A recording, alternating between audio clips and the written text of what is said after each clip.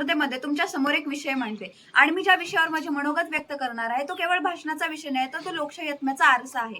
आज मी इथे भारताचे गौरवगान करायला उभी नाही, तर मी इथे आज भारताचा आरसा दाखवायला उभी आहे.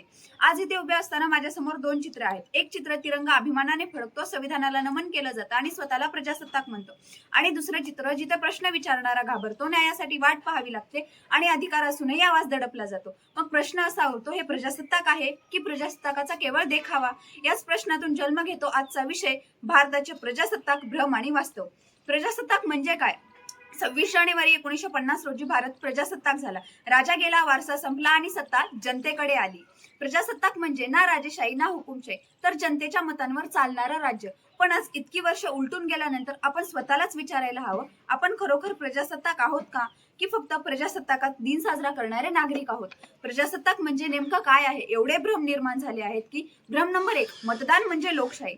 आज अनेकांना असं वाटतं की मी मतदान केलं याचा अर्थ माझं कर्तव्य संपलं. पण लोकशाहीमध्ये मतदान ही सुरुवात आहे, शेवट नाही.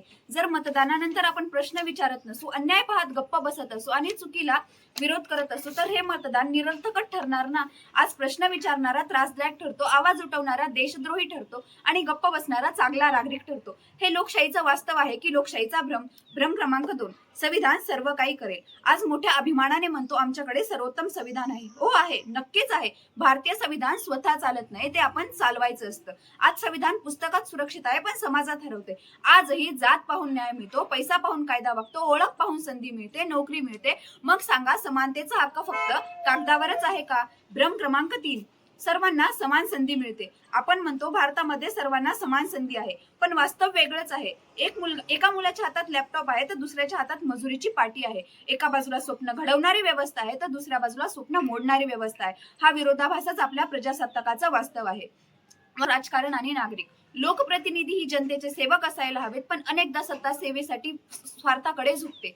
भ्रष्टाचार, पक्षीय राजकारण आणि प्रशासनातील उदासीनता लोकशाहीला कमकुवत करत आहे. पण यामध्ये नागरिकांचाही दोष आहे, कारण अन्याय पाहून गप्प बसणं हे अन्यायालाच साथ देणं आहे.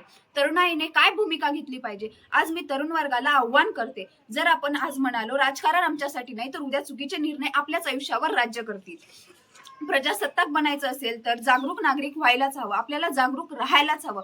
प्रश्न विचारावे लागतील, गरज पडली तर आवाजही उठवावा लागेल, कारण गप्प तरुणाई म्हणजे भ्रष्ट व्यवस्थेसाठी सुवर्ण संधी. भ्रमातून वास्तवाकडे वाटचाल करावीच लागेल. प्रजासत्ताक म्हणजे फक्त हक्क नाही, तर कर्तव्यही आहेत. फक्त सरकार बदलून गरजेचं नाही, नागरिक बदलणं गरजेचं आहे. जोपर्यंत कायदा सगळ्यांसाठी समान होणार नाही, सत्ता सेवक बनेल आणि प्रत्येक नागरिक स्वतःला संविधानाचा रक्षक मानणार नाही, तोपर्यंत भारत खऱ्या अर्थाने प्रजासत्ताक होणार नाही. प्रजासत्ताक म्हणजे फक्त दिन नाही, तर दररोज जगायचा धर्म आहे. मतदान ही लोकशाहीची सुरुवात आहे, पण गप्प बसणं हा तिचा अंत आहे, आणि आपल्याला ते कळायला हवं. आपण अधिकारांची यादी वाचतो, पण कर्तव्यांची आपण आठवण ठेवत नाही. कायदा जर गरिबासाठी कठोर आणि श्रीमंतासाठी लवचिक असेल, तर ते प्रजासत्ताक नाही. प्रजासत्ताक सरकारने बनत नाही, प्रजासत्ताक हे जागरूक नागरिकांनी घडतं. आज प्रश्न हा नाही की भारत प्रजासत्ताक आहे का, प्रश्न हा आहे, आपण प्रजासत्ताक नागरिक आहोत का? मुळात भ्रम काय होत आहेत माहितीये का? संविधानाने स्वप्न लोकशाहीचा मान, प्रत्येक भारतीयाला समान संधी, हाच खरा हिंदुस्थान, आणि हे केवळ फक्त प्रजासत्ताकाचे भ्रम आहेत. मुळात वास्तव असे आहे की ध्वजारोहणाचे सोहळे, राष्ट्रगीत आणि घोषणा, पण रस्त्यावरचे प्रश्न, कुठे हरवली ही भावना? खरी सध्याची ही प्रजासत्ताक भारताची निर्माण झालेली स्थिती आहे. थोडक्यात भारत हा प्रजासत्ताक आहे, पण हे प्रजासत्ताक असूनही परिपूर्ण नाही. त्याचे आदर्श आणि वास्तवातील अंतर हेच भ्रम आहेत. सत्यामधील संघर्ष आहे, जे असमतोल प्रयत्नांनी दूर करणे आपल्याला आवश्यक आहे. संविधान म्हणजे गरीब माणसाचा शेवटचा आधार, दबलेल्यांचा आवाज आणि दुर्बलांचा विकास. पण आज वास्तव असं आहे की संविधानाचं अक्षर जिवंत आहे, पण त्याचा आत्मा थकलेला दिसतो. कारण आजही न्याय मिळवण्यासाठी वर्षानुवर्ष लागत आहेत. शिक्षण हक्क असूनही शिक्षण पोहोचत नाही, आणि समानता असूनही भेदभाव संपत नाहीत. म्हणूनच मला तुम्हाला परत एकदा विचारायचं आहे, संविधान फक्त वाचायचंय की जगायचंय? लोकशाहीचा चौथा स्तंभ जर कोणाला संबोधले जात असेल, तर लोकशाहीचा चौथा स्तंभ आहे ते माध्यमे. लोकशाहीत माध्यमांना चौथा स्तंभ म्हटलं जातं. माध्यमांनी प्रश्न विचारायला हवेत, सत्तेला आरसा दाखवायला हवा आणि जनतेचा आवाज बनायला हवा.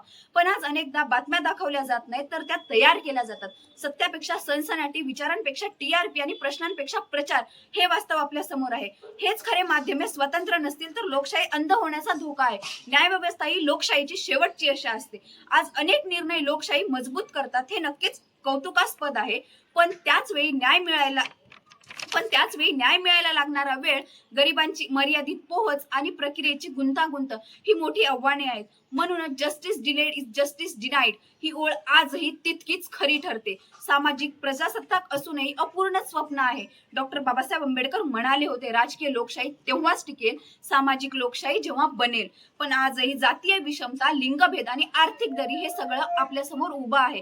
कायद्याने अस्पृश्यता बंद झाली पण मनातून संपली का? महिलांना अधिकार मिळाले पण सुरक्षितता मिळाली का? जोपर्यंत समाज बदलत नाही तोपर्यंत प्रजासत्ताक हे अपूर्णच राहील.